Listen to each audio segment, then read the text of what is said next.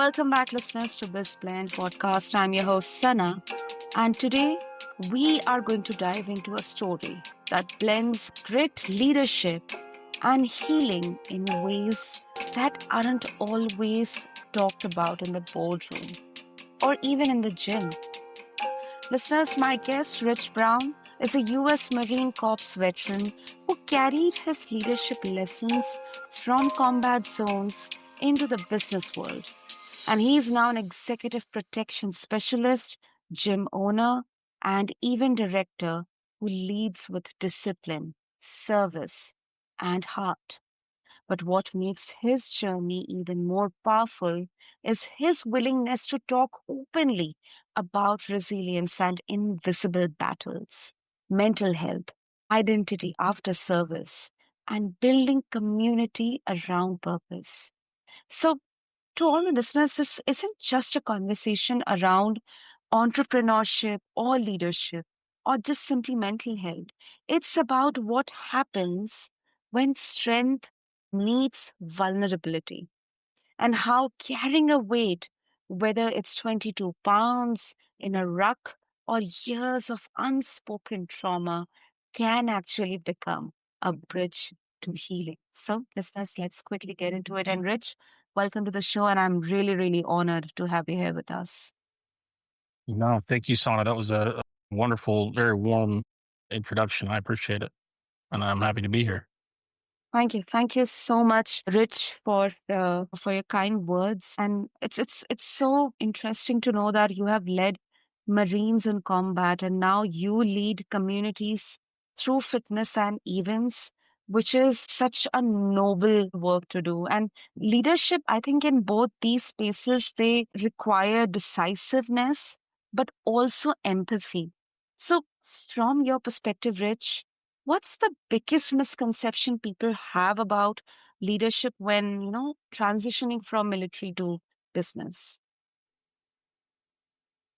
Well, the biggest misconception I would think would be, unfortunately, I think we have a major lack of leadership in our communities. We're not teaching it at any level in our public education, hardly teaching it in private education. If you want to learn leadership, you pretty much have to join the military or be a part of some type of sports team where you have someone to learn to model your form of leadership after. But I think there's a lot of misconception around, I tell a lot of people that you need to be tough in tough situations and tender in tender situations. Mhm. And I think we get the tough part right easily, right?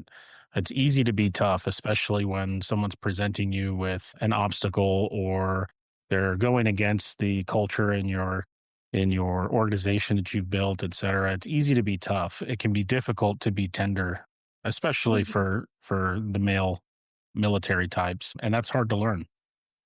And it starts, as you said, with empathy. Yeah, I completely agree with you because, and it's also kind of, a perception that whenever we talk about leadership, people always see it as, someone who's commanding, aggressive, always giving orders.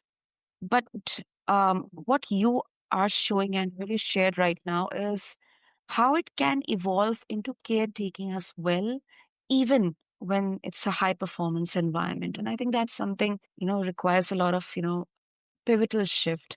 And talking about, honor bound fit, how do you make sure that leadership isn't just about pushing people harder, but also protecting them from burnout or injury? I mean, people sometimes they associate with their own journeys or they give examples of people in their acquaintances who have gone through similar transitions or shifts. So how do you do that, Rich?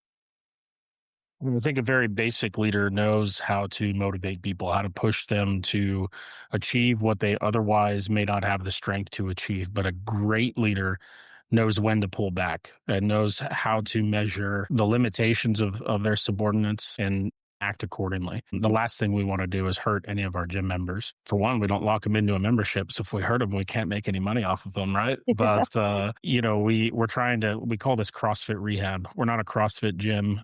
In fact, we have a lot of former CrossFit competitors who come to us and we help them heal up and regain some of the strength that they've lost from injuries. But yeah, a lot of it is being able to assess the limitations of yourself and those under you, and knowing when to allow them to give themselves permission to pull back. Yeah, definitely. Definitely. Talking about discipline and service, because these are some of the core military values. And as a veteran owned business founder, you have brought these into entrepreneurship.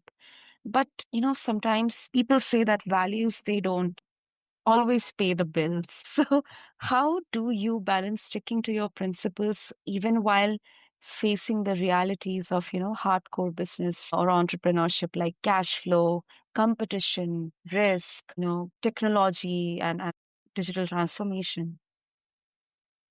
Well, one of the ways is we're very vocal about what our values are and what our core values are. We have 14 core values at Honor Bound Fit. We put them on the wall in the gym. We put them on the backs of our shirts. We put them everywhere. We talk about them frequently. We make blog posts. We make videos. Every chance we get, we're trying to talk about our core values. And we have values for my private security business as well. But one of the values of Honor Bound Fit is surround yourself with good people who hold you accountable to your values, goals, and commitments.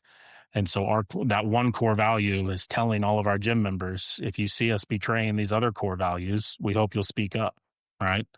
Another one is good friends have hard conversations, and that's part of it. You have to surround yourself with people who know what you're trying to achieve, who know what your values are, and who you've committed yourself to, and not only recognize when you're not following your own commitments, but have the backbone to inform you and hold you accountable. I recently heard an Army sergeant major talking about a lot of the young recruits and how they're requesting mass and they're formally asking for help because they feel like they're being bullied.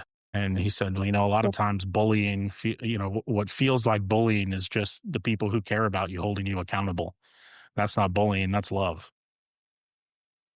Tough love. Yeah. Yeah.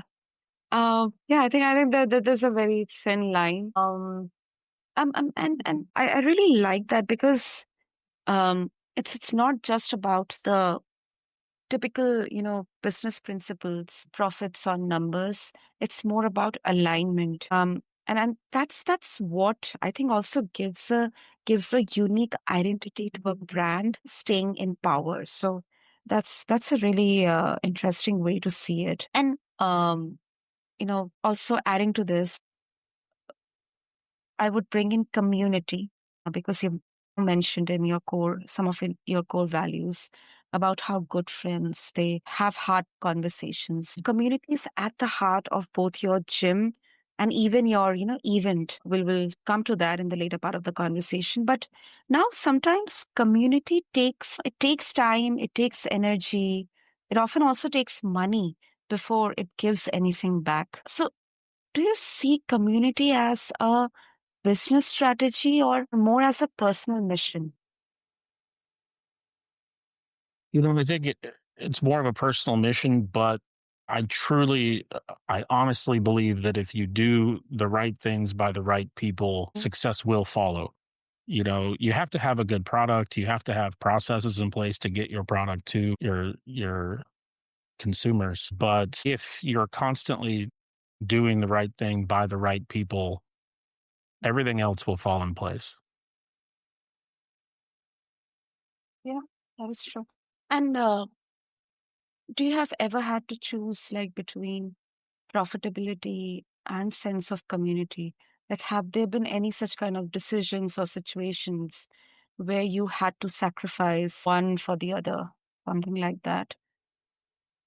Not an honor bound fit, but as well, I also own a business called Leftwich Global Protective Services. It's a executive protection business. It's essentially a pretentious way of saying bodyguarding.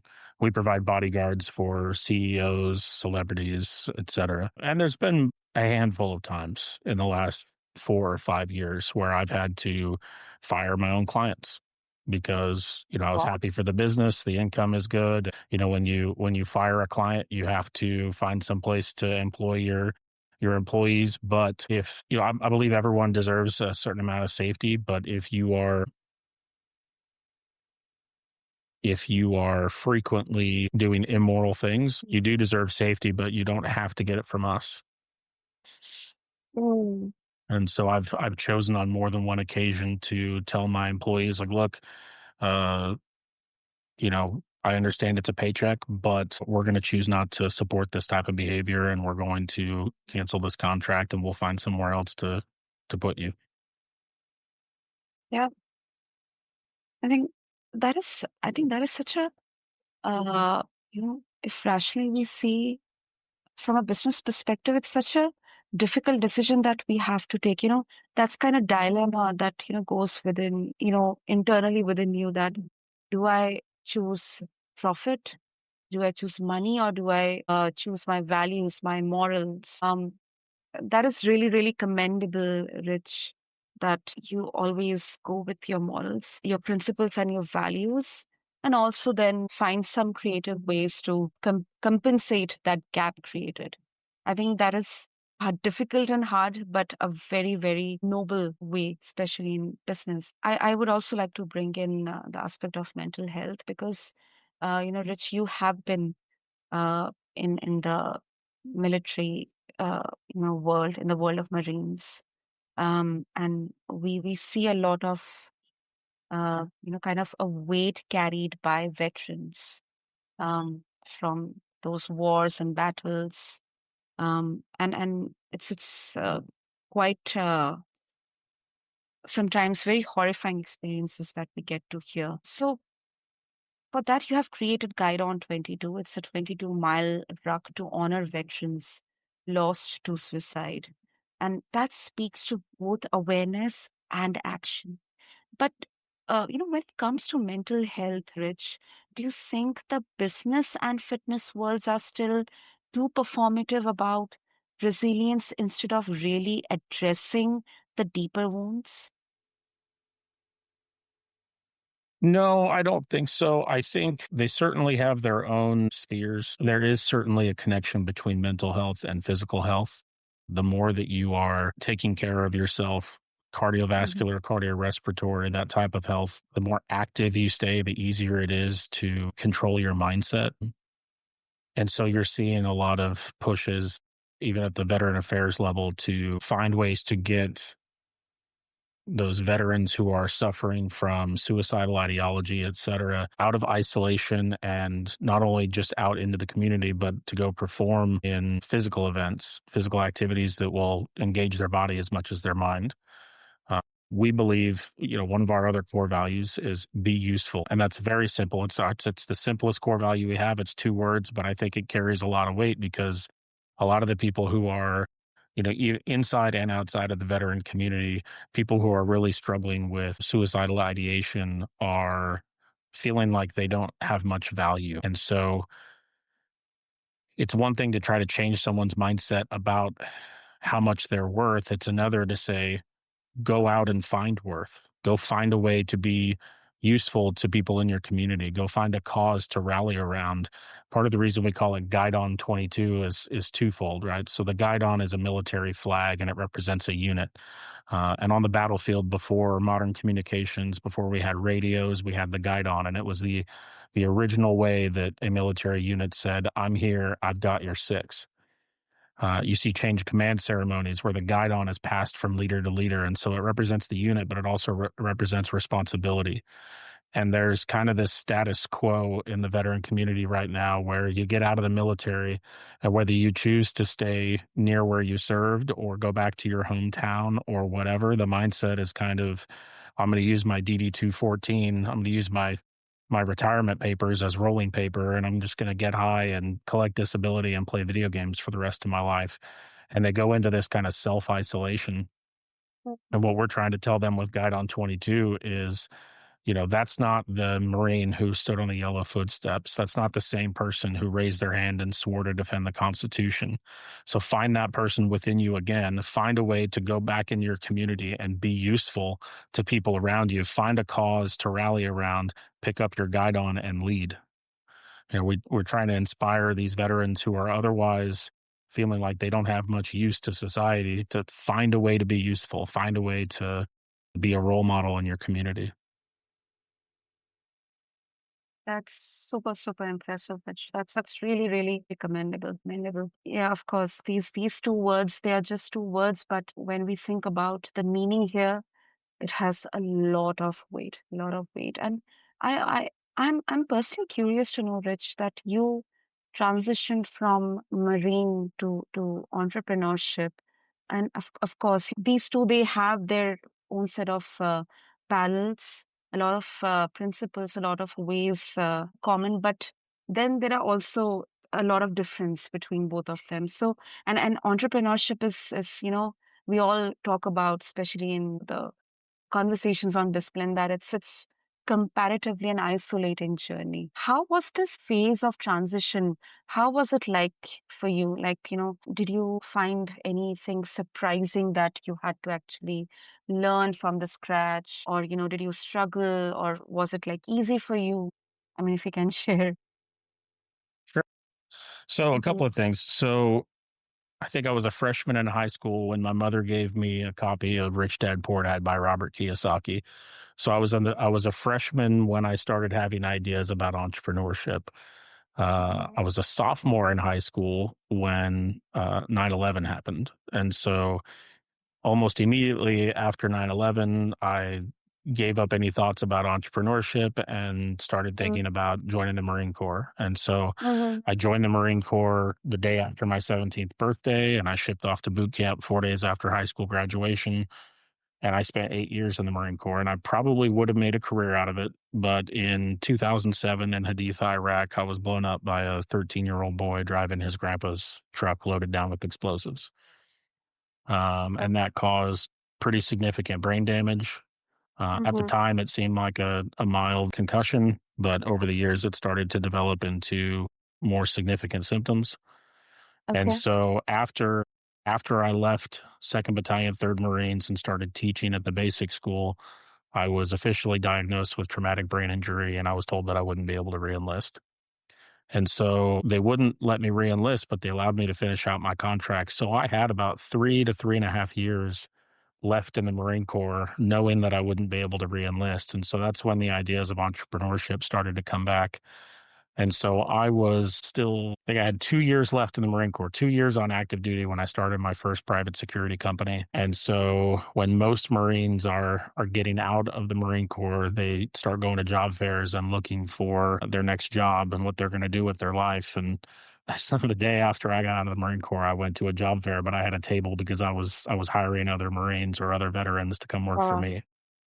Mhm, The transitions, the kind of tougher transitions and unexpected obstacles, I would say I started seeing a psychologist after I got stationed at Quantico because I felt like I lacked empathy. One of mhm, the things that's very, very important to me, I felt like it was non-existent, and I didn't want to feel heartless. To go from combat arms and leading troops in combat and making life and death decisions for other men, holding my brothers as the life left their body, and leaving that type of environment and then coming back and trying to fit into a community where it's perfectly normal to need to take a anti-anxiety medication before you walk into the 7-Eleven because they might not have your cherry slushy and that could really screw your day up.